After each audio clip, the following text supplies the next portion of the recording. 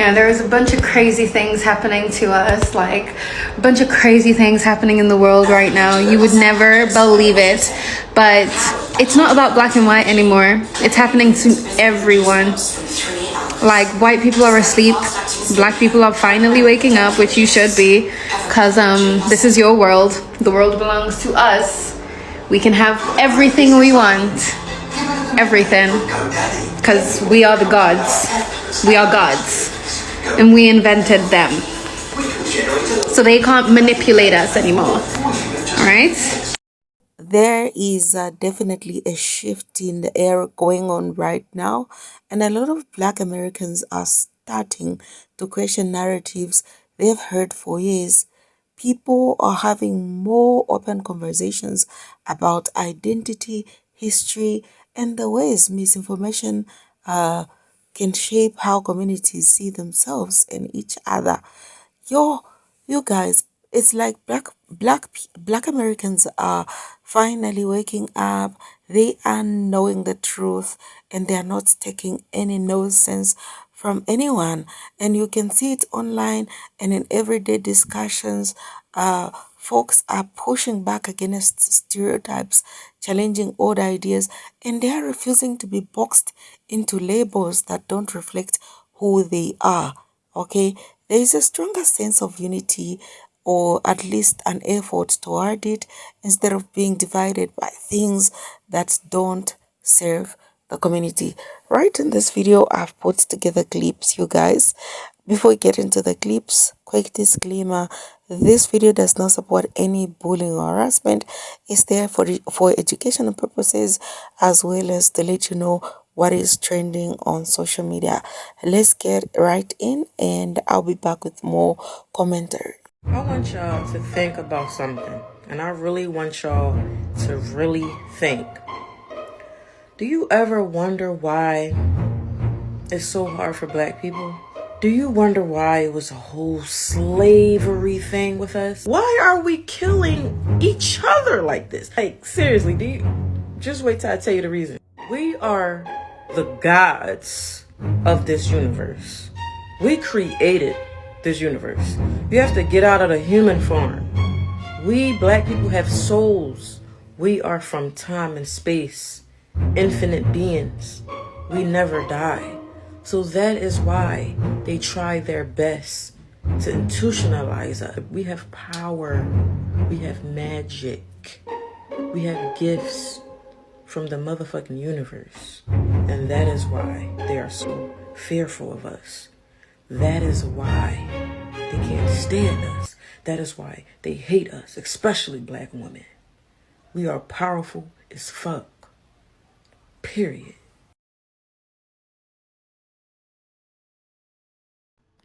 This message is to Black America. And when I say Black America, I mean Black Americans. This is probably one of the most important things that you will ever hear. When it comes to the leaders that we have in the government, in Congress, and in the Senate, these Democratic leaders, the majority of them that hold some weight or that you see a lot of, these individuals are a part of the Bouye. They are specifically in sororities and fraternities, and some of them are even Masons and probably Eastern Stars. But I'm going to hone in on a specific group, and that is the sororities and fraternities. Kamala Harris, she's in a sorority, and we all know that she was a plant. Ketanji Brown, this is where I'm going to, right? This is what made me get on here and make this video right now. This lady was allowed to be confirmed into the Supreme Court, and she is in a sorority. These individuals, and I'm going to list the rest of them, these individuals are the gatekeepers in our community. First of all, no person that is in a sorority or fraternity should ever be serving in our highest court, in the Supreme Court. These people are loyal to their sorority or fraternity first, before they are loyal to anyone else. And we saw her talking points today on the issue of birthright citizenship, which if you are a Black American, you should not have an issue on this case at all. So this lady showed that she was very combative. She didn't sound like she could articulate points that had something to do with anything that has to do with this oral argument. I am not understanding why her nominee and her confirmation was not challenged by the Trump administration, being as though Biden, and we all know, And you can act like you don't know if you want to, but we all know that he was not in a mental state to make any of these decisions that were made. And we all know what happened with the auto pen. But here's where I'm getting to. We have all of these gatekeepers in the black community that think that they speak for us. And the whole time they are selling us out. They are more Pan-Africanist than any other. Why? Because these organizations are worldwide. These people are diabolical. There's a lot of nepotism that goes on in these organizations. These individuals also, it's not like the white fraternities and sororities where once they're done with college, that's it. No, these people are in it until the day that they die. They even have ceremonies at their funerals. That's how serious and deep it is. Their oath and their allegiance is to their sister or their brother in these organizations. This is why they tell you to put it on your resume that you're in the organization and that you put it in your profile so they can recognize who is who. So if you are, let me give you an example. If you're in this organization and you have it on your resume and the person that is a hiring manager or an HR manager and they see this, then you're going to get priority over another candidate. This is how they work. And it's demonic at its core because they have made oaths to other gods. So anyone that's in a sorority or fraternity that has a church and that are leading people, if you're sitting under a pastor that's in a sorority or fraternity or leaders, get out of that church now or else you will be judged right along with them. Because many of these individuals are playing with God. But back to the bouye. We need to make sure that we get these individuals out of office come November. If you have to vote Republican, vote Republican. Because if you don't, you're voting against you're voting for your own demise. In November, there's no other choice, right? Because we already have the candidates lined up. But we can't allow these people to continue, nor can we allow individuals to continue that are immigrants of the immigrant class. So in my opinion, you should be at least third generation American before you can come and sit on in our government. And I still don't trust you. I'm gonna be honest, because we saw what happened with that individual that is saying that she is trying to, we need to be looking at reparations for the individuals that were affected or what she said terrorized by ICE. So here are a couple other notable members of sororities and fraternities that serve in our government, and we need those seats. See, the devil is banking on a stupor being on the black Americans that have not understood what was going on yet, because he knows that there is an idolatry when it comes to skin color, and just based on a person's skin color, they will vote them in office. And they will oppose the other person that these Democrats are vilifying. And just to be clear, I'm a registered independent since the age of 18. But I always vote for the Republican ticket because their policies closely align with my Christian values. Not that I owe you all an explanation, but I thought it would be important to say that. And let me just mention, Jasmine Crockett is also in a sorority. And she is also in the same sorority as Kantaji. But here are the names of the individuals in sororities and fraternities.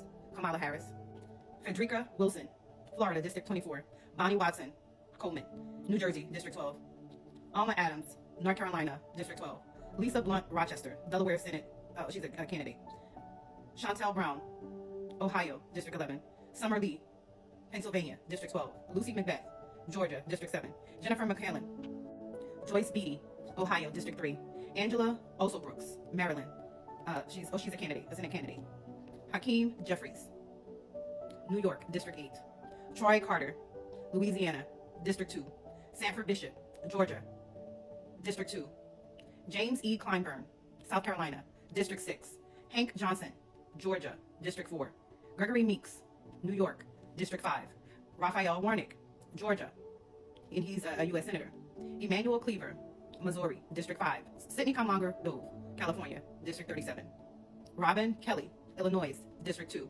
Well, that's all. But I am telling you all that it is time to wake up out of the stupor.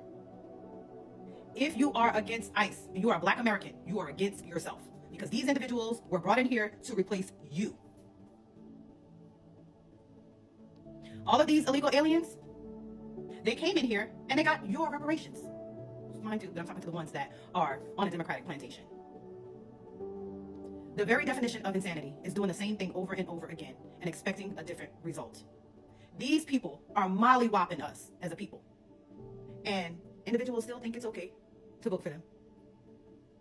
Why? Because someone has convinced them that our president is racist. Let me say this and I'm going to be done with this whole entire video. Y'all hate somebody. And this person could repent, turn away from their sins, and guess what? They're in right standing with God. But because you hate them, do you honestly think that you're in right standing with God? I need y'all to be for real. And I'm sorry to give it to you raw like this, but this is as raw as it came to me. So, anyways, it is way past my bedtime. But when the Lord told me to look up whether or not the Supreme Court Justice, Ketanji Brown Jackson, was in a sorority, I knew I had to make this video right here and right now. And I pray you all wake up. Anyways, thank you guys for watching. Take care, be blessed, and have a great night. Sleep well. The director of the FBI himself, J. Edgar Hoover, once said, "The biggest threat to America is Negro unity." So let that sink in. The world's biggest fear is not World War III. It's not politics. Their worst nightmare is for the black man to rise up. Their worst nightmare is for the black man to put down the drugs, to let go of the self-hatred, and to unite. Because once they wake up, it's over. Just think about it.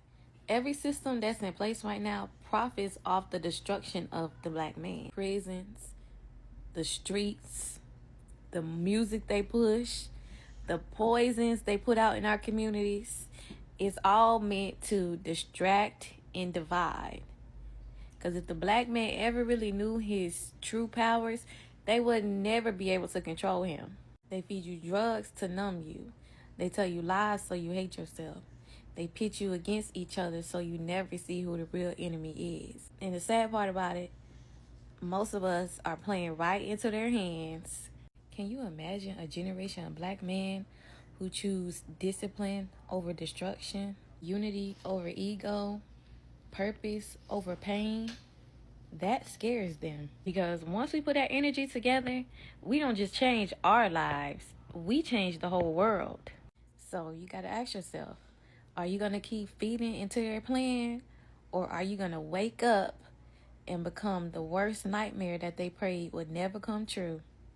If you guys ask me honestly, I feel that black people finally waking up and being able to stand their ground and saying we're not taking this kind of nonsense from anybody, we're not taking any kind of nonsense from any other minorities. That is so courageous. That is a great shift going on right now, because by then it will be a case of gone are the days when even white people used to just walk all over black people on issues that they knew they were wrong about. But now they are finally waking up and they are realizing this is not where we're supposed to be. Our ancestors fought for us to be here. So let us stand our ground, and we're not taking any oppression, we're not taking any nonsense from anyone, because this is where we are and this is where we're supposed to be.